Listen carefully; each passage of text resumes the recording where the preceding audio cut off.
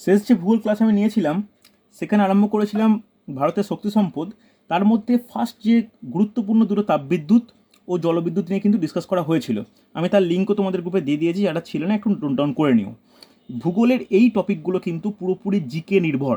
Upcoming যে কোনো এক্সামের ক্ষেত্রে কিন্তু এইগুলো জিকে হিসাবেও কনসিডার করা যায়। প্রপার ভূগোল সাবজেক্ট থেকে বেরিয়ে স্ট্যাটিক জিকে হিসাবে তুমি এগুলোকে দেখতে পারো। জলবিদ্যুৎ ও তাপবিদ্যুৎ হয়ে যাওয়ার পরে যার সম্পর্কে আমাদের জানতে হবে সেটা হচ্ছে পারমাণবিক বিদ্যুৎ বা নিউক্লিয়ার পাওয়ার। প্রত্যেকে নোট ডাউন করো যে পারমাণবিক বিদ্যুৎ বা নিউক্লিয়ার পাওয়ার। পারমাণবিক বিদ্যুৎ বা যাকে ইংলিশে এটাকে বলতে পারি নিউক্লিয়ার পাওয়ার। প্রথম প্রশ্ন তোমাদের যদি করা হয় এই পারমাণবিক বিদ্যুৎ কী বা কিসের মাধ্যমে এটি বিদ্যুৎ উৎপন্ন বা কোনো তড়িৎ উৎপন্ন করা হয়, বলতে পারবে? যে কাউকে জিজ্ঞাসা করি যে পারমাণবিক বিদ্যুৎ কী, কোন তেজস্ক্রিয় পদার্থ থেকে যে রশ্মি নির্গত হয় একদমই বিদ্যুৎ তৈরি হয় মেবি। একদমই তাই। এই তেজস্ক্রিয়র কোন পদ্ধতিটা এই শক্তি উৎপাদনের জন্য দায়ী, বলতে পারবে? কোন বিশেষ প্রক্রিয়াটা? একদমই তাই, নিউক্লিয় ফিশন আর নিউক্লিয় ফিউশন, যেটাকে বাংলায় বলতে পারি যে বিভাজন ও সংযোজন। তাহলে দুটো জাস্ট পয়েন্ট লিখে রাখো যে নিউক্লিয় বিভাজন আর নিউক্লিয় সংযোজন এগুলোকে একসঙ্গে ঘটানো হয়। একসঙ্গে ঘটিয়ে খুব কম সময় প্রচুর পরিমাণে শক্তি উৎপন্ন করতে পারি। যে শক্তির ব্যবহারিক রূপ হচ্ছে কি, প্রচুর পরিমাণে শক্তি উৎপন্ন করতে পারি যে শক্তি ব্যবহারিক রূপ হচ্ছে বৈদ্যুৎ বা বিদ্যুতিক শক্তি। ওকে, যেগুলোই পরবর্তী ক্ষেত্রে বৈদ্যুতিক শক্তি হিসাবে উৎপন্ন করে বিভিন্ন কাজে লাগাই। এবার যেটা গুরুত্বপূর্ণ, এই পদ্ধতির কাঁচামাল হিসাবে কী ব্যবহৃত হয়, বলতে পারবে? এই পদ্ধতির কাঁচামাল হিসেবে কী ব্যবহৃত হয়? যারা মোটামুটি সায়েন্সের তেজস্ক্রিয়তা সম্বন্ধে একটু আইডিয়া আছে তারা কিন্তু বলা উচিত। কাঁচামাল হিসেবে কী ব্যবহৃত হয়? দেখো, সাধারণত কাঁচামাল হিসাবে যে কোনো তেজস্ক্রিয় মৌল কিন্তু ব্যবহার করা হয়। তার মধ্যে প্লুটোনিয়াম, থোরিয়াম, বেরিলিয়াম, ইউরেনিয়াম এগুলো কিন্তু গুরুত্বপূর্ণ। নোট ডাউন করে নাও, কাঁচামালের মধ্যে প্রথম 1 নম্বর লিখে নাও ইউরেনিয়াম, যেটাকে লিখে নাও যে মুখ্য বা প্রধান কাঁচামাল। ওকে, 2 নম্বর লিখে নাও প্লুটোনিয়াম। 3 নম্বর লিখে নাও থোরিয়াম। নেক্সট নোট ডাউন করো 4 নম্বর বেরিলিয়াম।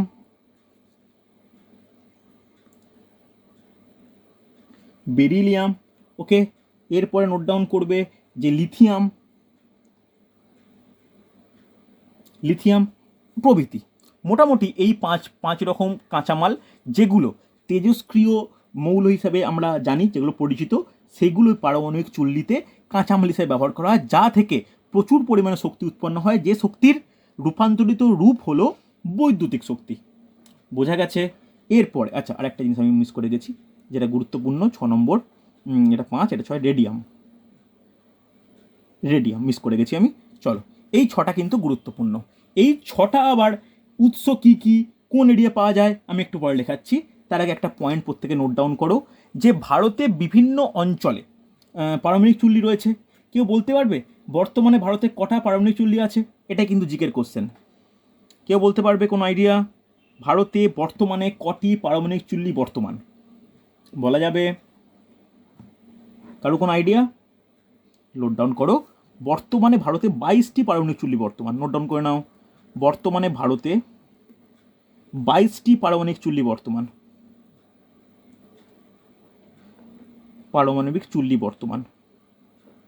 ওকে, একটা জিনিস আমি বলি প্রত্যেককেই, জিকেতে স্ট্রং হওয়ার জন্য কিন্তু বই বা পিডিএফ সাফিসিয়েন্ট নয়। নিজে কিন্তু চ্যাপ্টার ভিত্তিক মানে বিষয় ভিত্তিক খাতা বানাও, এরকমভাবে লিখতে থাকো। লেখা শুধু নয়, এবার ধরো কোনো পিডিএফ বা কোনো বুকসে কোনো এক্সট্রা কোনো কিছু পয়েন্ট দেওয়া থাকলে সেগুলো এক্সট্রা অ্যাড করো। নিজের খাতা কিন্তু সবথেকে গুরুত্বপূর্ণ কম্পিটিটিভ এক্সামের জন্য। ওকে, এটা যেন মনে থাকে। চলো, বর্তমানে ভারতে 22টি পারমাণবিক চুল্লি বর্তমান। ওকে, কোনো অসুবিধা নেই। এর পরের যে কোশ্চেনটা আসে সঙ্গেই যে কোশ্চেনটা করা উচিত, যে প্রথম কত সালে কোথায় পারমাণবিক চুল্লি প্রতিষ্ঠা হয় বা গঠিত হয় বা স্থাপিত হয়, যা বলতে পারো, বলতে পারবে? Any idea? এটা বলা উচিত, কিন্তু এটা আশা করতেই পারি কেউ না কেউ বলবে অন্তত। মহারাষ্ট্রের তারাপুরে। মহারাষ্ট্রের তারাপুরে নয়, মহারাষ্ট্রের ট্রম্বেতে। ঠিক আছে, এটি ভারত, এটা শুধু ভারত শুধু নয়, ভালো করে শুনে রাখো, এটা ভারত শুধু নয়, এটা হচ্ছে বলতে পারি এশিয়ার সর্বপ্রথম। ওকে, যেটা 1956 সালে। আর তারাপুরে যেটা তুমি বললে ঠিকই বলেছো, কিন্তু ওটা প্রথম নয়। কেন প্রথম নয়? ওটা 1969 সালে। বোঝা গেছে, মানে আরও প্রায় 13 বছর পরে। নোট ডাউন করো যে 1956 সালে, 1956 সালে মহারাষ্ট্রের ট্রম্বেতে, আশা করি ট্রম্বে নাম শুনেছ, ট্রম্বেতে প্রথম পারমাণবিক চুল্লি প্রতিষ্ঠিত হয়। চুল্লি প্রতিষ্ঠিত হয় বা স্থাপিত হয়, প্রতিষ্ঠিত ঠিক শোনায় না, স্থাপিত হয়। ওকে, ব্যাকেলে লিখে রাখো এশিয়ার প্রথম। ওকে, এখন জাপান, উত্তর কোরিয়া, দক্ষিণ কোরিয়া বা চীন অনেকটা এগিয়ে গেলেও ভারতের কিন্তু পারমাণবিক চুল্লির ব্যাপারে প্রথম। চীন বা ওই কোরিয়া বা জাপানও তখন কিন্তু পারমাণবিক চুল্লির ব্যাপারে অতটা কিছু ভাবেনি যখন ভারত ভেবেছিল। ওকে, লিখে রাখো এশিয়ার সর্বপ্রথম। নোট ডাউন করেছো? এরপরে আর একটা কোশ্চেন, যেটা সিএইচএসএল এ এই বছর এসেছিল, এই বছর যে সিএইচএসএল পরীক্ষা হলো, এই সিএইচএসএল এসেছিল যে প্রথম পারমাণবিক চুল্লিটির নাম কি বলতে পারবে? এটাও কিন্তু খুব গুরুত্বপূর্ণ। এই যে চুল্লিটা ট্রম্বেতে যে হয়েছিল, এর নাম কি? লিখে নাও অপসরা। খুব গুরুত্বপূর্ণ পয়েন্ট কিন্তু, অপসরা। ওকে, দেখো আমি এক একটা টপিকের ওপর যতটুকু ইনফরমেশান দেওয়ার দরকার বা আমার যতটা ক্ষমতা আছে আমি দিচ্ছি।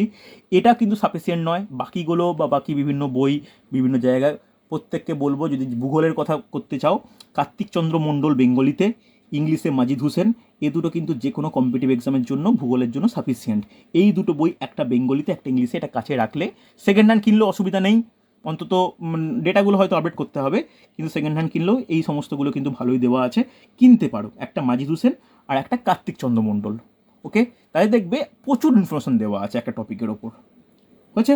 চলো, এরপরেই যেটা কোশ্চেন, আর একটা একবার ডাব্লিউবিসিএস এসেছিল মেন্সে, যে প্রথম তো 56 সালের ট্রম্বেতে, দ্বিতীয় কোথায় বলতে পারবে? দ্বিতীয় চুল্লি কোথায় অবস্থিত?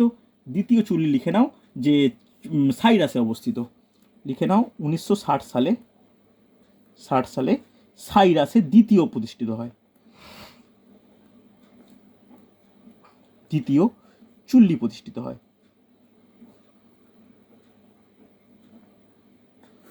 নোট ডাউন করেছো? হ্যাঁ কি না? এবার ভালো করে শোনো, পারমাণবিক বোমা সম্পর্কে প্রত্যেকেই প্রায় জানি, অ্যাটমিক বোম যেটাকে বলি। কখনো কি ভারতে এর পরীক্ষামূলক ফাটানো বা বিস্ফোরণ ঘটানো হয়েছিল? জানো, কোনো আইডিয়া আছে তোমাদের? কখনো কি ভারতে হয়েছিল? কোথায় হয়েছিল ওটা? ওটা কিন্তু রাজস্থানের পোখরানে হয়েছিল। কত সালে হয়েছিল? যখন ইন্দিরা গান্ধী প্রধানমন্ত্রী ছিলেন। লিখে নাও 1974 সালে। খুব গুরুত্বপূর্ণ, এটাও কিন্তু গুরুত্বপূর্ণ। 1974 সালে, দেখো আমি স্ট্র্যাটেজিকের কিন্তু এগুলো গুরুত্বপূর্ণ পার্ট। রাজস্থানের পোখরানে, রাজস্থানের পোখরানে, রাজস্থানের পোখরানে সর্বপ্রথম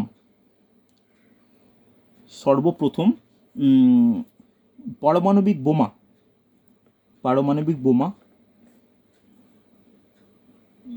পারমাণবিক বোমা বিস্ফোরণ করানো হয়, বিস্ফোরণ ঘটানো হয়। ওকে, খুব গুরুত্বপূর্ণ পয়েন্ট, বোঝা গেছে? চলো, এবার যেটা আর একটা ইম্পর্টেন্ট ব্যাপার, যে ভারতের যে বিভিন্ন রাজ্যে বিভিন্ন পারমাণবিক চুল্লি আছে, সেই রাজ্যগুলির মধ্যে কোন রাজ্য পারমাণবিক শক্তির উৎসে বা উৎপাদনে প্রথম বলা যাবে? জানো, কোনো আইডিয়া আছে? পারমাণবিক বিদ্যুৎ উৎপাদনে ভারতের মধ্যে কোন রাজ্য প্রথম? খুব গুরুত্বপূর্ণ, লিখে নাও তামিলনাড়ু। তামিলনাড়ু। ওকে, নোট ডাউন করো যে ভারতের মধ্যে পারমাণবিক বিদ্যুৎ উৎপাদনে প্রথম,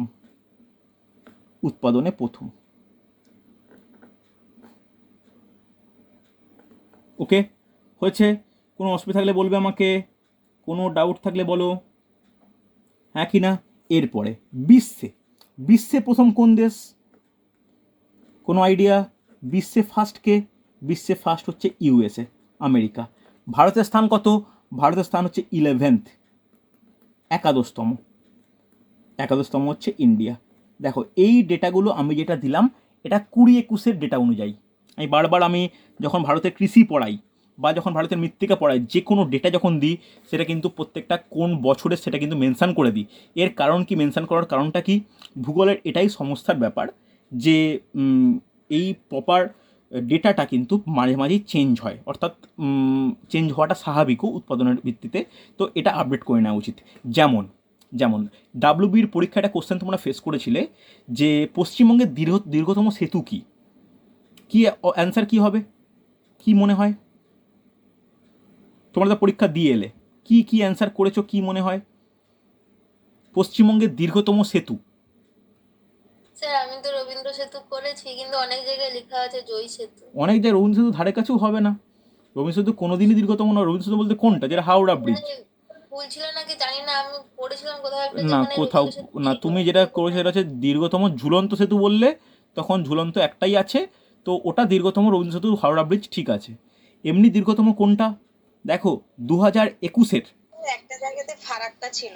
হ্যাঁ বলে দিই শোনো, 2021 সালের, ভালো করে শুনবে, 2021 সালের মার্চ মাস পর্যন্ত অ্যান্সার যদি হতো, মার্চ মাসের আগে পর্যন্ত, তখন অ্যান্সার হতো ফারাক্কা।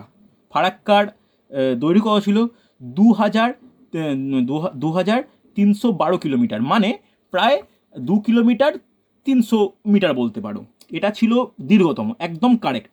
কিন্তু 2021 সালের 27শে ফেব্রুয়ারি, ভালো করে শুনে রাখো, 27শে ফেব্রুয়ারি কোচবিহারে মাথাভাঙা নদীর ওপর কিন্তু, এই মাথাভাঙা তিস্তা নদীর ওপর এই জয়ী ব্রিজটা কিন্তু আনুষ্ঠানিকভাবে উদ্বোধন করেন মমতা বন্দ্যোপাধ্যায়। সেখানে তার দৈর্ঘ্য দেখা গেছে, এটা কিন্তু প্রথমে অতটা খবরে আসেনি, এটা মার্চ মাসের পর খবরে এসছে, যার দৈর্ঘ্য হচ্ছে 2722 মিটার, অর্থাৎ প্রায় ফারাক্কা ব্রিজের থেকে 400 মিটার বেশি। তুমি যে কোনো বই এখন বাজারে কিনে পড়ো, প্রত্যেক জায়গায় ফারাক্কা এখনও দেওয়া আছে। একদম আপডেটেড ভার্সান অনুযায়ী কিন্তু জয়ী অ্যান্সার হওয়া উচিত। বুঝতে পারলে? এইগুলোই হচ্ছে ভূগোল বা কিছুর ক্ষেত্রে একটা মানে সমস্যাজনক ব্যাপার। ওকে, এগুলো আপডেটগুলো কিন্তু ইম্পর্টেন্ট। আমি প্রত্যেক ক্ষেত্রে বলে রাখি, এই উৎপাদনের হিসাব আগে তোমরা ক্লাসে দেখবে, আমি কৃষির ক্লাস নিয়েছিলাম। কৃষিতে প্রত্যেকটা ফসল, প্রত্যেকটা আনাজ বলো, প্রত্যেকটা শস্য বলো, আমি 1, 2, 3 রাজ্যের ভিত্তিতে র্যাঙ্কিং করিয়েছিলাম। যারা আমার ক্লাসে ছিল তারা জানো। ওই ভিডিও আমি দিয়ে দেবো যদি চাও তোমরা। ওখানেও আমি বলেছিলাম ওটা কিন্তু 20-র ডেটা অনুযায়ী, 2020-র ডেটা। 21-এর ডেটা কিন্তু এখনও পাবলিশ হয়নি। 21-এর ডেটা পাবলিশ হলে হয়তো বা কিছু পরিবর্তন হতে পারে বা নাও হতে পারে, সেটা এখন থেকে বলা মুশকিল। ওকে, সেই রকমই এই উৎপাদনের ভিত্তিতে কে প্রথম, কে দ্বিতীয়, কে তৃতীয়, বা ভারতের র্যাঙ্ক কত, এটা কিন্তু পরিবর্তনশীল। এটার আপডেটটা তোমরা একটু নিজেরা ঘেঁটে নিতে হবে, গুগল করলেই বা প্রপার একটা বিশ্বাসযোগ্য ওয়েবসাইট থেকে কিন্তু এগুলো পেতে পারো। ওকে, কোনো অসুবিধা নেই। চলো ভালো করে দেখে নাও। নেক্সট নেক্সট নেক্সট টপিক বলতে কি, নেক্সট জাস্ট নোট ডাউন করো যে বিশেষ বিশেষ পারমাণবিক চুল্লি। নেক্সট পয়েন্ট করো যে বিশেষ পারমাণবিক চুল্লি, কয়েকটা বিশেষ পারমাণবিক কেন্দ্র বা পারমাণবিক চুল্লি যাই বলতে পারো, বিশেষ পারমাণবিক কেন্দ্র। এই বিশেষগুলোকে আমি কিসের ভিত্তিতে সাজাবো, কি মনে হয়? অনেকেই ভাবো যে বিশেষ এগুলো সাজানো হচ্ছে 1, 2, 3, 4 করে স্থাপনকালের ওপর ভিত্তি করে। তা কিন্তু একদমই নয়। আমি যেগুলো প্রথম মোটামুটি 5টার কথা লেখাবো, ভালো করে শোনো, প্রথম যে 5টা কথা লেখাবো সেই 5টা কিন্তু উৎপাদন শক্তি বা উৎপাদন ক্ষমতা অনুযায়ী। এবার একটা জিনিস বলো, শক্তির যে উৎপাদন ক্ষমতা, এটা কী এককে প্রকাশ করা হয়? এটাও কিন্তু কোশ্চেন আসে, বলতে পারবে? কোনো বৈদ্যুতিক শক্তি উৎপাদন কী এককে প্রকাশ করা হয়? বলা উচিত, বেশিরভাগই তোমরা সায়েন্সের স্টুডেন্ট। কিসে কিসে বলো, শুনতে পারলাম না প্রিয়াঙ্কা, বুঝতে পারলাম না, বলো কি বলে, ঠিকই বলছিলে মনে হয়। বাকিরা কেউ কোনো, হ্যাঁ শুনতে পারলাম না, কি বলছিলে বলো, কোন এককে প্রকাশ করা হয়? হ্যাঁ এবার পাচ্ছি। কোন এককে প্রকাশ করা হয় কোনো শক্তির এককটাকে? উৎপাদন। কেউ বলতে পারবে? রিম্পা? ওয়াট। দেখো ওয়াট হচ্ছে একটা বাল্ব জ্বালালাম, একটা ফ্যান চালালাম, ওয়াট ঠিক আছে, কিন্তু একটা কোনো জায়গায় কোনো তাপবিদ্যুৎ কেন্দ্র, জলবিদ্যুৎ কেন্দ্র বা পারমাণবিক চুল্লি, এই সব জায়গায় যখন আমি একটা শক্তি পাবো, তার পরিমাণটা তো এতটাই হিউজ হবে, সেটা কি ওয়াট দ্বারা প্রকাশ করলে এখান থেকে এতটা লাগবে লিখতে তার সংখ্যাটা। তাহলে কী এককে প্রকাশ করা উচিত? তোমরা পেপার টেপার পড়লে কিন্তু পারা উচিত। বলতে পারবে কি ওয়াট? কি ওয়াট বুঝলাম না, বলো।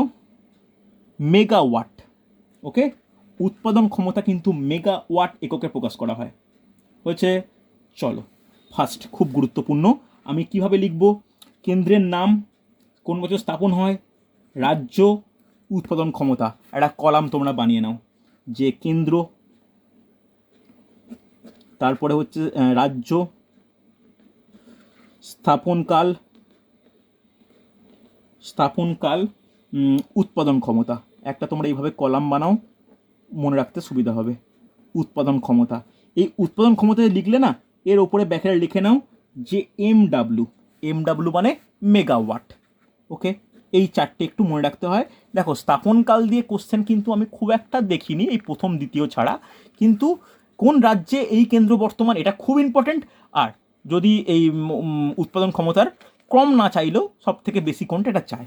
ফার্স্ট 1 নম্বর লিখে নাও যে কুদানকুলাম। কুদানকুলাম কোন রাজ্যে অবস্থিত?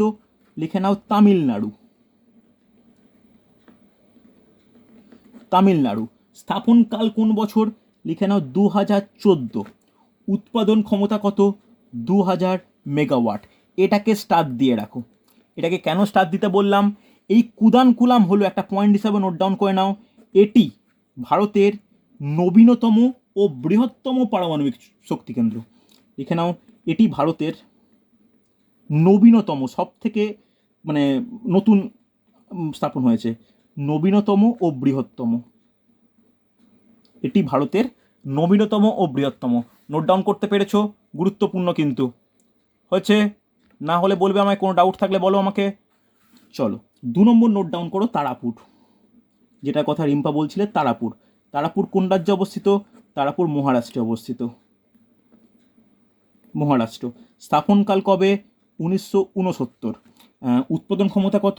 প্রায় 14,000। দেখো, একটা জিনিস প্রত্যেকে বলি আমি, এই যে উৎপাদন ক্ষমতা না, তোমরা বা এই সালগুলো আমি বলছি মানে, বাট যদি কোনো ক্ষেত্রে আমার কোথাও একটু ভুল বা কোনো কিছু হয়, সমস্যা হয়, তোমরা একবার ক্রস চেক করে দেখে নিতে পারো কোনো বুকসে বা ইন্টারনেটে। তাহলে আমারও সুবিধা হয় বা তোমাদের একটু ঘাটা হয়ে যাবে। ওকে, চলো নেক্সট দেখো, রাওয়াত ভাতা। 14,000। 1400? এটা যদি 2000 হয়, এটা 14,000 কী করে হবে? না, তাহলে ভুল বলেছি হয়তো। 1400 1400। ওকে, বা 1400। নেক্সট লেখো রাওয়াত ভাতা। রাওয়াত ভাতা কোন রাজ্যে অবস্থিত? এটি রাজস্থানে অবস্থিত। ওকে, কত সালে প্রতিষ্ঠিত হয়? 1973 সালে প্রতিষ্ঠিত হয়। 1180 মেগাওয়াট পারমাণবিক শক্তি কিন্তু এটি উৎপাদনে সক্ষম। ওকে, নেক্সট লিখে রাখো কালপক্কম। দেখো, নাম শুনেই কিন্তু মোটামুটি কোন রাজ্য সেটা বোঝা যাওয়া উচিত। এগুলো সাউথ ইন্ডিয়ান নাম, তামিলনাড়ু। ওকে, কত সালে প্রতিষ্ঠা হয়েছে? 1984 সালে। ক্ষমতা কত? 440 মেগাওয়াট। ওকে, নেক্সট নোট ডাউন করো, এই কোশ্চেনে WBCS এসেছিল। নারোড়া তাপবিদ্যুৎ কেন্দ্র, ভুল বললাম, পারমাণবিক বিদ্যুৎ কেন্দ্র কোন রাজ্যে অবস্থিত? নোট ডাউন করো, ইউপি বা উত্তরপ্রদেশ। WBCS প্রিলিমিনারি কোশ্চেন এসেছিল কিন্তু, খুব ইম্পর্টেন্ট। কত সালে প্রতিষ্ঠা হয়? 1991-এ প্রতিষ্ঠিত হয়। এরও উৎপাদন ক্ষমতা হচ্ছে 440 মেগাওয়াট। ওকে, লাস্ট নোট ডাউন করে রাখো যে কাকড়াপাড়।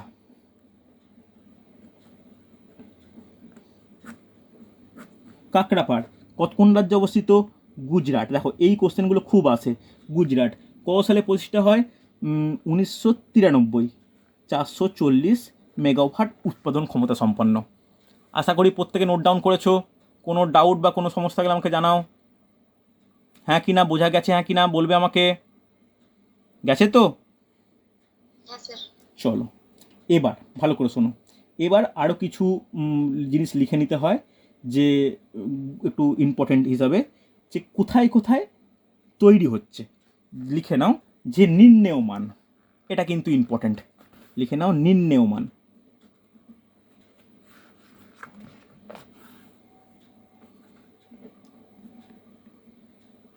নির্ণেয়মান কেন্দ্র, জাস্ট বেশি লিখতে হবে না, একটা জিনিস লিখে নেবে যে কোথায় হচ্ছে, সেটি কোন রাজ্যে।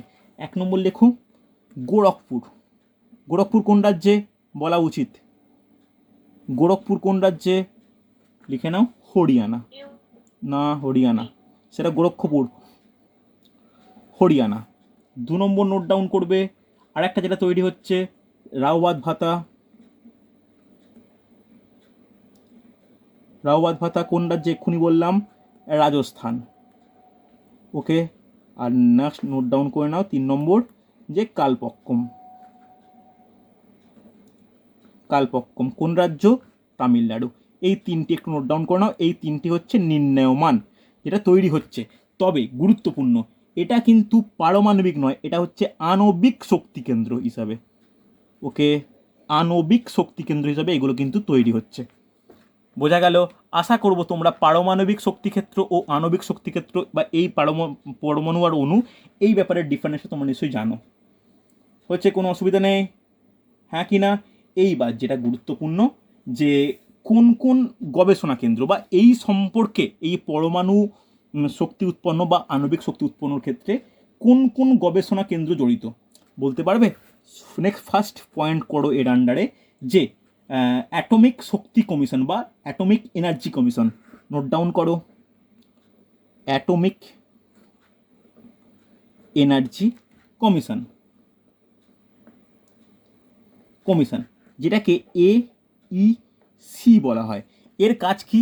এর কাজ হচ্ছে কোন কেন্দ্রে কত তেজস্ক্রিয় মৌল বন্টন করলে কত উৎপন্ন হয়, বা সেই শক্তিকে কিভাবে ব্যবহার করা হয়, এই সমস্যা সেটা দেখে। ওকে, এর প্রতিষ্ঠাতাকে, এটা কিন্তু কোশ্চেন এসেছিল, বলতে পারবে এর প্রতিষ্ঠাতাকে? কোনো আইডিয়া আছে? এর প্রতিষ্ঠাতা হচ্ছে হোমি ভাবা, যার ফুল ফর্ম হচ্ছে হোমি জাহাঙ্গীর ভাবা।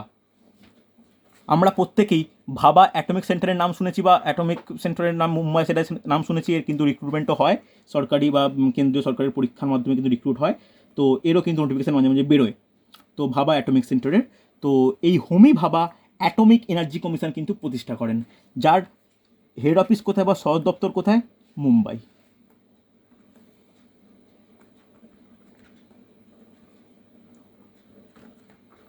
নোট ডাউন করেছো? কোনো ডাউট থাকলে বলো আমাকে। বোঝা গেছে না যায়নি?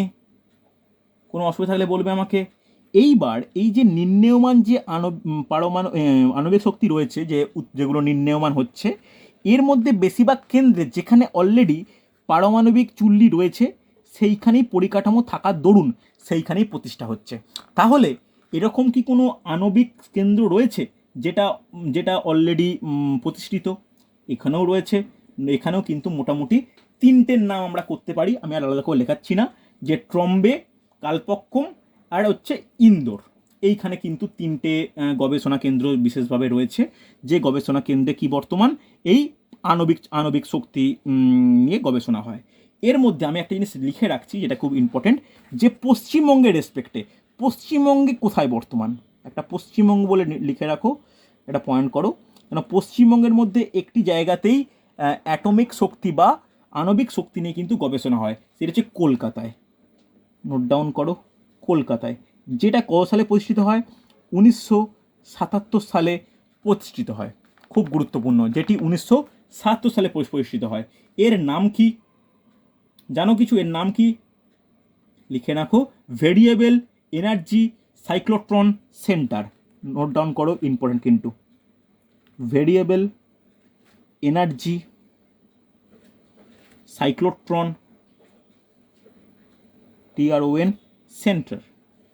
ওকে, এটা পশ্চিমবঙ্গের মধ্যে কলকাতায় বর্তমান, যেখানে আণবিক শক্তি নিয়ে গবেষণা করা হয়। এটা কিন্তু ভুলেও ভেবো না কোনো আণবিক চুল্লি বর্তমান, তা কিন্তু নয়, জাস্ট গবেষণা কেন্দ্র। বলো, কোনো ডাউট থাকলে বলবে আমাকে। বলো, কোনো ডাউট আছে, হ্যাঁ কি না? যতটা বললাম কোনো সমস্যা থাকলে আমাকে জানাও। আরে হ্যাঁ কি না কিছু তো বলো। না ওকে, চলো নেক্সট আমরা যেটা আলোচনা করব, দেখো এই তিনটের ক্ষেত্রে কি বলেছিলাম, এটা মোটামুটি কি শক্তি, এগুলো মোটামুটি চিরাচরিত শক্তি। ওকে, এরপর আমরা যেটা নিয়ে ডিসকাস করব সেটা হচ্ছে অপ্রচলিত বা অচিরাচরিত শক্তি, যেটাকে ইংলিশে বলা হয় নন কনভেনশনাল এনার্জি। চলো নোট ডাউন করো, অচিরাচরিত শক্তি।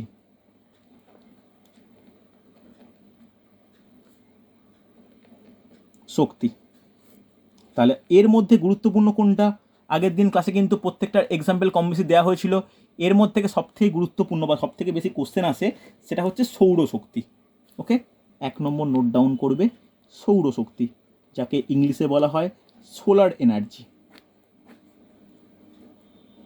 এর কার্যনীতি বলা যাবে বা কিভাবে কাজ করে, কোনো আইডিয়া? কিভাবে সৌরশক্তি কাজ করে, কোনো আইডিয়া আছে কিছু? বলো, কেউ একজন বলে শোনাও। বল, কিছু নেই, বলো না যে কীভাবে হচ্ছে সৌরশক্তিকে আমরা ইউজ করি, কোনো আইডিয়া?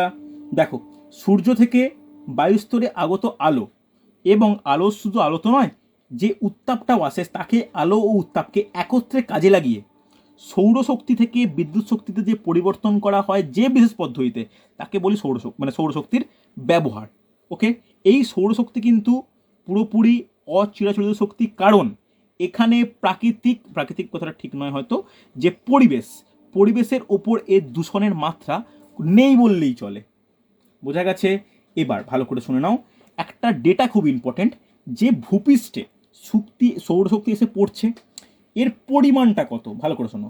প্রতিদিন ভূপৃষ্ঠের প্রতি বর্গমিটার স্থানে সৌরশক্তি 1.36 কিলোওয়াট প্রতি ঘন্টা বিদ্যুৎ শক্তি উৎপাদন করতে সক্ষম। ওকে, এটা একটা গুরুত্বপূর্ণ পয়েন্ট, নোট ডাউন করে রাখো, যে প্রতিদিন ভূপৃষ্ঠে প্রতি বর্গমিটার স্থানে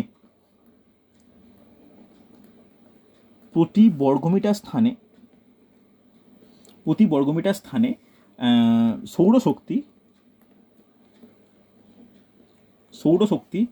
1.36 কিলোওয়াট প্রতি ঘন্টা কিলোওয়াট প্রতি ঘন্টা বৈদ্যুতিক শক্তি উৎপাদনে সক্ষম। ওকে, এটা কিন্তু খুব গুরুত্বপূর্ণ পয়েন্ট। বোঝা গেছে? এরপর যেটা দরকার, ভারতে আস্তে আস্তে অচিরাচরিত শক্তির ব্যবহার বেড়েছে, তার মধ্যে সৌরশক্তির ব্যবহার কিন্তু চরমভাবে বেড়েছে। এবার বেড়েছে কেন বা বাড়ার ব্যাপার তোমরা প্রত্যেকেই কম বেশি জানো, যে আমরা স্কুলে বলো, কলেজে বলো, বিভিন্ন ক্ষেত্রে এর কিন্তু একটা লাগানো হচ্ছে, যাতে মানে খরচ বাঁচে বা আমাদের পরিবেশের ক্ষেত্রে একটা সুসামঞ্জস্য থাকে আর কি। তো এটা আমরা এখন ব্যবহার দেখতে পাচ্ছি।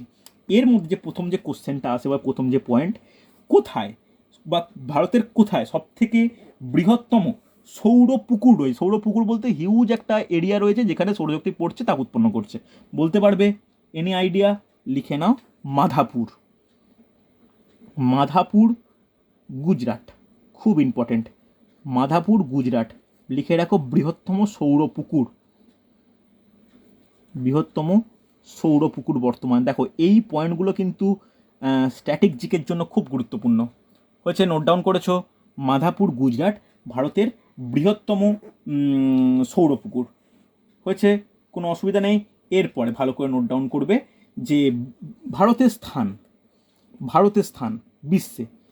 বিশ্বে ভারতের স্থান কত সৌর উৎপাদনে? লিখে রাখো, বিশ্বে ভারতের স্থান সপ্তম। সৌরশক্তি থেকে বিদ্যুৎ শক্তি উৎপাদনে 7th।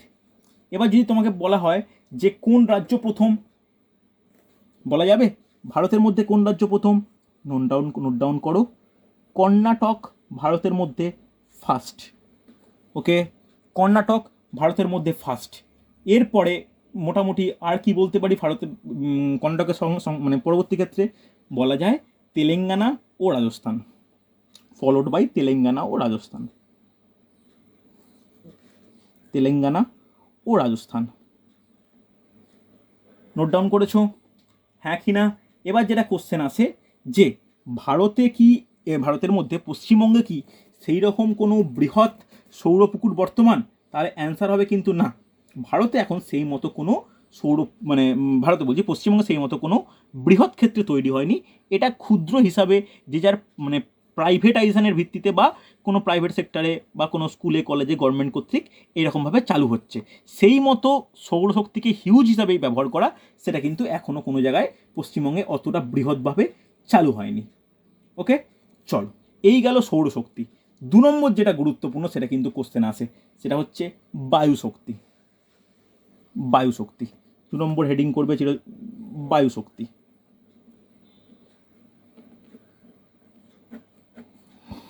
বায়ুশক্তি থেকে বিদ্যুৎ শক্তি উৎপাদনের কার্যনীতি কেউ বলতে পারবে? বলতে পারবে কেউ? বায়ুশক্তির সাহায্যে কি হয় বিদ্যুৎ উৎপন্ন করা সম্ভব? কোনো আইডিয়া? নিজের ভাষায় বলো না, কি অসুবিধা? হুম, বায়ুর গতিবেগটাকে কাজে লাগানো হয়। হ্যাঁ, কিসের মাধ্যমে? কিসের? ভেরি গুড, হাওয়া কল বা উইন্ড মিলের মাধ্যমে। তাহলে প্রবহমান বায়ুর গতিবেগকে ব্যবহার করে হাওয়া কল বা উইন্ড মিলের সাহায্যে সেটা কি ঘুরিয়ে, উইন্ড মিল যখন ঘুরছে সেটা জলবিদ্যুৎ শক্তির ক্ষেত্রে যেমন টারবাইন যেমনভাবে কাজ করে, এখানে উইন্ড মিল সেইভাবেই কাজ করবে। এই ঘুরে কি হয়, প্রচুর পরিমাণে কিন্তু বিদ্যুৎ শক্তি উৎপন্ন হয়। ওকে, হ্যাঁ কি না? এবার ডেটাটা খুব গুরুত্বপূর্ণ, নোট ডাউন করো। প্রতি বছর ভূপৃষ্ঠে যে পরিমাণ বায়ু প্রবাহিত হয় তা থেকে প্রায় 25,000 কিলোওয়াট প্রতি ঘন্টা বায়ুশক্তির সৃষ্টি হয়।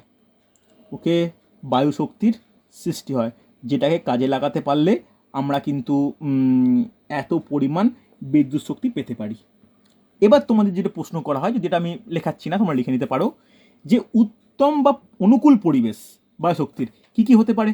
অনুকূল পরিবেশ কী কী হতে পারে, কি মনে হয়? বলা উচিত, কমন সেন্স অ্যাপ্লাই করে বলা উচিত। অনুকূল পরিবেশ বলতে কি কি? যেখানে বায়ু স্পিড বেশি। আর যেমন যেমন যেমন জায়গাটা জানতে চাইলাম, যেমন রাজস্থান। বলো বলো বলো, কোনটা? বাবু, রাজস্থান। না না, আমি হ্যাঁ হ্যাঁ, রাজস্থানের একদমই ঠিক, মানে অ্যাকচুয়ালি পরিবেশ হিসেবে কি বলতে পারি, একটা হচ্ছে উপকূল, একটা উপকূল, আর 2 নম্বর হচ্ছে মরুভূমি। ওকে, তুমি ঠিকই বলছো যে রাজস্থান, তার মধ্যে সব থেকে বেশি দেখা যায় উপকূলবর্তী অঞ্চলে, তারপরে মরুভূমি। এর দুটো হচ্ছে অনুকূল পরিবেশ। মানে এক্ষেত্রে আমাদের বলতে পারি যে ফাঁকা স্থান মানে একটা উৎসও দরকার, তো যে উৎস থেকে হিউজ পরিমাণে বায়ু আসবে, উপকূলবর্তী অঞ্চলে কিন্তু এটা দেখা যায়। কোনো অসুবিধা নেই, হ্যাঁ কি না? এবার ভালো করে শুনে নাও, যে বায়ুশক্তি উৎপাদনে বিশ্বের মধ্যে প্রথম কে? বিশ্বে প্রথম কোন দেশ? বিশ্বে প্রথম কোন দেশ? নোট ডাউন করো। বিশ্বে ফার্স্ট হচ্ছে চীন। বিশ্বে ফার্স্ট হচ্ছে চীন। ভারতের স্থান কত? ভারতের স্থান হচ্ছে 10, 10th হচ্ছে ভারত। তবে আমি এখানে স্টার দিয়ে রাখলাম, এই ডেটাটা একটু পুরনো বলতে আমার কাছে যে ডেটাটা রয়েছে সেটা 2019-20, একটু ক্রস চেক করে দেখে নিতে হবে যে 20-21-এর কোনো ডেটা রিলিজ বা পাবলিশ হয়েছে কিনা, দ্যাট রেসপেক্টেড আমরা পরিবর্তন বা ওঠাতে নামাতে পারি, যে 10-এর থেকে এগোচ্ছে না পিছাচ্ছে, এটা কিন্তু আমার জেনে নেওয়া দরকার। ওকে, এবার ভালো করে শোনো, ভারতের মধ্যে কোন অঞ্চলে সব থেকে বেশি বায়ু শক্তি বা বায়ুকল বর্তমান? বলতে পারবে ভারতের মধ্যে কোন অঞ্চলে সব থেকে বেশি বর্তমান? দেখো, দুটো জায়গায় সবচেয়ে বেশি বর্তমান, একটা তামিলনাড়ুর দক্ষিণ অঞ্চলে, আর একটা হচ্ছে রাজস্থানের কচ্ছ অঞ্চলে আর সৌরাষ্ট্র অঞ্চলে। লিখে নাও যে তামিলনাড়ুর লিখে নাও যে দক্ষিণ উপকূল অঞ্চল, আর গুজরাটের লিখে নাও, এই দুটো রাজ্য কিন্তু বায়ুশক্তির থেকে এগিয়ে রয়েছে। দেখো, লিখে নাও যে কচ্ছর ও সৌরাষ্ট্র অঞ্চল। ওকে, এই দুটো অঞ্চল কিন্তু সব থেকে উপযোগী, বা এই দুটো রাজ্য কিন্তু বায়ুশক্তি উৎপাদনের ক্ষেত্রে গুরুত্বপূর্ণ পালন করছে। বোঝা গেল? এরপর যেটা গুরুত্বপূর্ণ জিনিস আমাদের পশ্চিমবঙ্গের বিভিন্ন পরীক্ষার ক্ষেত্রে, পশ্চিমবঙ্গে কোন 3টি জায়গায় বায়ুশক্তি দেখা যায়? বলতে পারবে? এটা কিন্তু বলা উচিত, পশ্চিমবঙ্গের উপর গুরুত্ব দেওয়া উচিত কিন্তু এই বায়ুশক্তির ক্ষেত্রে। বলো কোন 3টে জায়গায় দেখা যায়? আইডিয়া আছে কারুর? শুনেছ? কেউ জানো না? কেউ পড়োনি? জিকেতে পড়া উচিত কিন্তু। লিখে নাও সাগরদ্বীপ, হ্যাঁ আর একটা, ভেরি গুড, কাকদ্বীপ তো হবেই, সাগরদ্বীপ, কাকদ্বীপ, আর একটা, তিনটে বর্তমান, সাগরদ্বীপ, কাকদ্বীপ, আর একটা লিখে নাও ফ্রেজারগঞ্জ। সাগরদ্বীপ, কাকদ্বীপ, ফ্রেজারগঞ্জ, এই তিনটে জায়গায় পশ্চিমবঙ্গের কি বর্তমান? বায়ু শক্তি উৎপাদন কেন্দ্র বা বায়ুকল বর্তমান। ওকে, এইবার ভালো করে শোনো যে ভারতের মধ্যে সবথেকে বৃহত্তম কোনটা, অর্থাৎ বেশি উৎপাদন ক্ষমতা সম্পন্ন? লিখে নাও যে বৃহত্তম বলে হেডিং করো, বৃহত্তম বলে হেডিং করে লিখে নাও যে মুপান্ডল, যেটি তামিলনাড়ুতে অবস্থিত, মুপান্ডল যেটি তামিলনাড়ুতে বর্তমান, তামিলনাড়ুতে বর্তমান। বৃহত্তম বলার কারণ কি? এখানে 1500 মেগাওয়াট বিদ্যুৎ উৎপন্ন হয় পার আওয়ার। ওকে, মেগাওয়াট প্রতি ঘন্টা কিন্তু বিদ্যুৎ উৎপন্ন হয়। বোঝা গেছে? মুপান্ডল, এটা কিন্তু খুব গুরুত্বপূর্ণ, কোনো অসুবিধা নেই, এইগুলো কিন্তু পরীক্ষায় প্রচুর পরিমাণে আসে। বলো, কোনো ডাউট থাকলে বলবে আমাকে। এইবার পয়েন্ট আরও ইম্পর্টেন্ট, গুরুত্ব দিতে হয়। আচ্ছা, এই ডেটাটা, এই যে ডেটাটা আমার এই মুহূর্তে একটু, তোমরা এই 10th লিখলাম না, এটা একটু স্ল্যাশ দিয়ে 4th লিখে রাখো তো। এটা মেবি তোমরা একটু দেখে নিও, আমার এই মুহূর্তে খেয়াল পড়ছে না, শুনেছিলাম আমার 2020-21 ডেটা অনুযায়ী এটা 4th মনে হচ্ছে আমার, আর 19-20 এটা 10th, এটা আমার মনে পড়ছে। যদি এটা ঠিক হয় দেন এটা নোট ডাউন করে নিও যে ভারতের স্থান হচ্ছে বায়ুশক্তি উৎপাদনে 4th। যদি হয়ে থাকে দেন লিখে রেখো, না হলে যত বলবে 4th হোক 5th হোক এটা নোট ডাউন করে দেবে। আমি মেবি কয়েকদিন আগে শুনেছিলাম এটা 4th হওয়ার কথা, 4th স্থান দখল করছে। যাই হোক, এটা আমার একটু ডাউট রয়েছে, তোমরা একটু কোনো জায়গায় দেখে নিও, বুঝতে পারলে? কোনো অন্তত ক্লাস শেষের পরে একটু নেট সার্চ করে দেখে নিয়ে আমাকে জানিয়ে দিতে পারো। ওকে, তাহলে আমি হচ্ছে এই লিখে রাখা যেতে পারে। ওকে, তাহলে রিসেন্ট একদম ডেটাটা আমাদের কাছে থেকে যাবে। ওকে, এরপরে যেটা গুরুত্বপূর্ণ প্রশ্ন, বৃহত্তমের পরেই যেটা আসে, প্রথম ভারতবর্ষের প্রথম কোথায় গড়ে ওঠে? দেখো, ভারতবর্ষের প্রথম 1990 সালে কোঝিকোড়ে গড়ে ওঠে। কোঝিকোড় বলতে কোন রাজ্য? কোনো আইডিয়া আছে? কোঝিকোড় হচ্ছে কোন রাজ্য? কোঝিকোড় হচ্ছে কেরালা। ওকে, কেরালার কোঝিকোড়ে কিন্তু এই প্রথম বায়ুশক্তি কেন্দ্র গড়ে ওঠে। হ্যাঁ কি না বলো, বোঝা গেছে কি না? কোনো অসুবিধা থাকলে বলবে আমাকে। চলো, এবার আর একটা কোশ্চেন, যে বর্তমানে সংখ্যা কত? যেমন পারমাণবিক চুল্লির সংখ্যা 22টি, এটাও যেমন গুরুত্বপূর্ণ। বায়ু শক্তি কেন্দ্র কটি গড়ে উঠেছে? লিখে নাও 219টি। এই ডেটাগুলো কিন্তু খুব ইম্পর্ট্যান্ট। এবার এই 219টি যে গড়ে উঠেছে, এটার জন্য মানে কোন সংস্থা রেসপন্সিবল, বা কোন সংস্থা এই দায়িত্বটা সামলায় বলতে পারবে? এটা কিন্তু একটু কঠিন জিনিস, লিখে রাখো MNRE। MNREর ফুল ফর্মও লিখে রাখো যে মিনিস্ট্রি অফ রিনিউয়েবল, আচ্ছা, ministry of new and renewable energy. ঠিক আছে, ministry of new and renewable energy, এই সংস্থা বা এই দপ্তরটি এই বায়ুশক্তির সাহায্যে কী উৎপন্ন হবে, সেটা কীভাবে বন্টন হবে, এটা কিন্তু ওনারাই দেখাশোনা করেন। যার সদর দপ্তর কোথায়? যেহেতু মিনিস্ট্রি বলেছে কেন্দ্রীয় সরকারের, এটি মাস্ট বি কোথায় হওয়া উচিত? এটি দিল্লিতে, নিউ দিল্লি। নোট ডাউন করে নাও, নিউ দিল্লি। কোনো অসুবিধা নেই, হ্যাঁ কি না ভালো করে বলবে, ভালো করে দেখে না, কোনো বুঝতে অসুবিধা হলে বলবে আমাকে, হ্যাঁ কি না। এই গেল হচ্ছে আমার টোটাল বায়ুশক্তি। ওকে, অসুবিধা নেই। চলো, এরপরে আর দুটো শক্তি বাকি থাকলো, জলদি কমপ্লিট করা যাক। নেক্সট লেখো যে জোয়ার ভাটা শক্তি, যাকে ইংলিশে বলতে পারি টাইডাল এনার্জি। নোট ডাউন করো, জোয়ার ভাটা শক্তি। আচ্ছা, প্রত্যেকে বলে দিই একটু ভারতের স্থানটা একটু প্রত্যেকে দেখে নিও, আমাকে জানিও দেখে। নোট ডাউন করো, জোয়ার ভাটা শক্তি।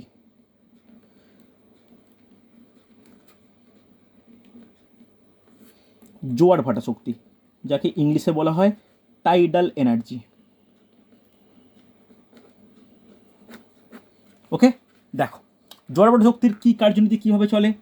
দেখো, ভারতীয় উপকূলবর্তী খাঁড়ি অঞ্চলে, যেখানে খাঁড়ি মানে আমরা জানি, বা যেখানে মোহনা অঞ্চলে, যেখানে নদী ও সমুদ্র মিশছে, এই সমস্ত অঞ্চলে জোয়ার ভাটা যেখানে খুব ভালো লক্ষ্য করা যায় নদীতেও, তো সেই অঞ্চলে জোয়ার ভাটা শক্তিকে কাজে লাগিয়ে, অর্থাৎ জোয়ারের সময় যে বিপুল পরিমাণ জলরাশি সমুদ্র থেকে নদী বরাবর প্রবেশ করে, অর্থাৎ জলের স্তর যে বৃদ্ধি পায়, আবার পরবর্তী ক্ষেত্রে ভাটার সময় যে হঠাৎ করে যে কমে যাচ্ছে, এই সময় জলের টানের উপর ভিত্তি করে আমরা যেভাবে বিদ্যুৎ শক্তি উৎপাদন করা সম্ভব হয় তাকেই জোয়ার ভাটা শক্তি বলি।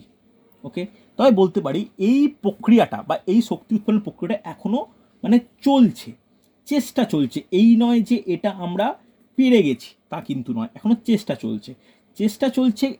স্থাপিত হয়েছে ভারতবর্ষে। কোথায় স্থাপিত হয়েছে খুব গুরুত্বপূর্ণ, যেটা শুধু ভারতের নয়, পৃথিবীর মধ্যে বৃহত্তম। লিখে নাও, ভারত তথা পৃথিবীর বৃহত্তম। ভারত তথা পৃথিবীর বৃহত্তম, খুব গুরুত্বপূর্ণ। কোথায় অবস্থিত হয়েছে লিখে রাখো, তামিলনাড়ু উপকূল। তামিলনাড়ু উপকূল। ওকে, তামিলনাড়ু উপকূলে কিন্তু এই এই জোয়ার ভাটা শক্তির কাজে লাগিয়ে সর্ববৃহৎ জোয়ার ভাটা থেকে বিদ্যুৎ উৎপাদন কেন্দ্র কিন্তু গঠিত হয়েছে। ওকে, খুব ইম্পর্টেন্ট, নোট ডাউন করেছো প্রত্যেকে। এছাড়া গুজরাট উপকূল, পশ্চিমবঙ্গের সুন্দরবন মোহনা অঞ্চলে এই শক্তির করার চেষ্টা চলছে। জাস্ট পশ্চিমবঙ্গ বলে সুন্দরবন লিখে রাখো, চেষ্টা চলছে। পশ্চিমবঙ্গে কিন্তু এখনও শুরু হয়ে যায়নি।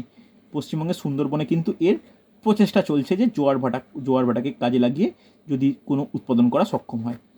ওকে, চলো, এই গেল জোয়ার ভাটা শক্তি। নেক্সট প্রত্যেকে নোট ডাউন করবে যে ভূতাপীয় শক্তি।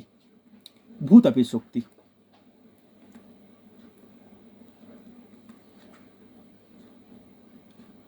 ভূতাপীয় শক্তি। ওকে, যাকে ইংলিশে কি বলতে পারি, ইংলিশে বলা হয় geothermal energy. Geothermal energy. ভূতাপীয় শক্তি কাকে বলে? কেউ বলো দেখি, কি কি জানো, কি কোনো আইডিয়া আছে? কি কীরকম আইডিয়া বলো তো, ভূতাপীয় শক্তি কাকে বলে?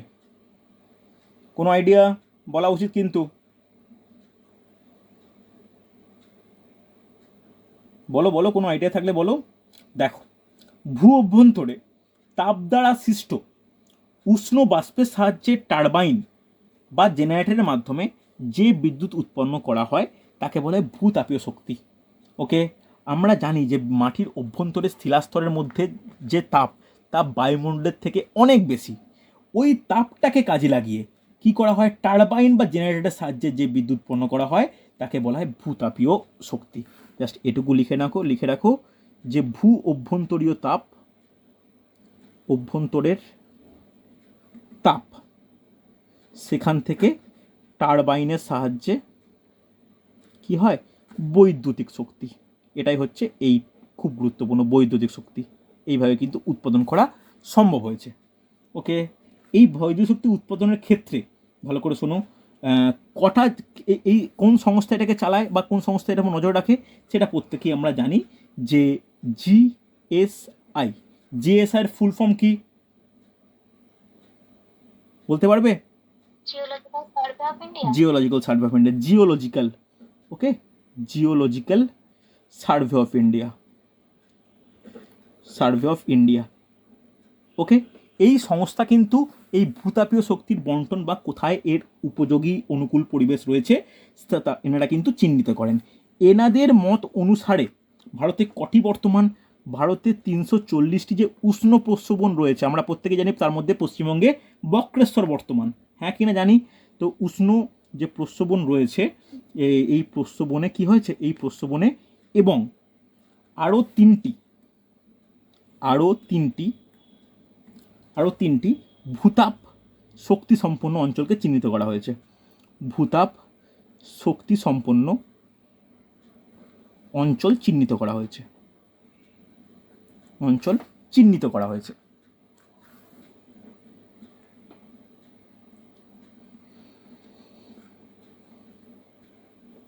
ওকে, কোনো অসুবিধা নেই। এটা কে করে? এটা কিন্তু geological survey of India, GSI কিন্তু এটা করে। বোঝা গেছে? এই তিনটে অঞ্চল কি কি, এই তিনটে সামনে একটু লিখে রাখতে হবে। এই তিনটে অঞ্চল কি কি, 1 2 3 করে একটু লিখে রাখো, খুব গুরুত্বপূর্ণ। ফার্স্ট লেখো হিমালয়ের উত্তর পশ্চিম ভাগ। হিমালয়ের উত্তর পশ্চিম ভাগ।